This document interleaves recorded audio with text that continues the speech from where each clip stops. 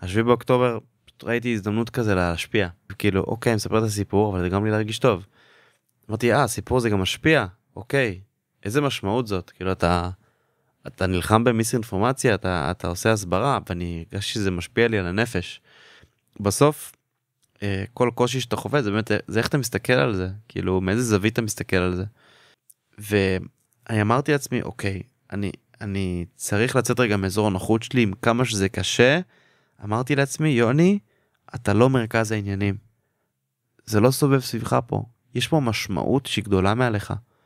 הערך של הסיפור הזה לעולם הוא כל כך חשוב. צא, תפיץ אותו. וואלה, גרם לך גם להרגיש טוב, תפיץ אותו. זה משפיע, תפיץ. וברגע שהבנתי שאני לא מרכז העולם, ואני כאילו צריך לשרת משהו גדול ממני, המשמעות הזו בשיפור התדמית ישראל, או לספר את הסיפור עבור אנשים שלא יכולים לספר את זה בעצמם, שם הרגשתי את הפריחה. פריחה באישיות שלי, פריחה באנרגיה שלי. צריך לשאול את עצמך, מה העולם צריך ממך? לא מה אתה צריך מהעולם. ואתה לאט לאט מבין שאתה בא לשרת משהו גדול ממך, וזה פשוט גורם לך להיות בן אדם הרבה יותר שמח, הרבה יותר מאושר.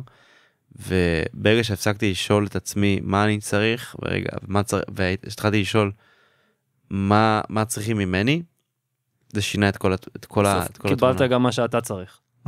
בדיוק, אני באמת מאמין, כל מי שבאמת נותן הוא גם מקבל, לא פחות, במובן האמיתי של הדבר, באמת.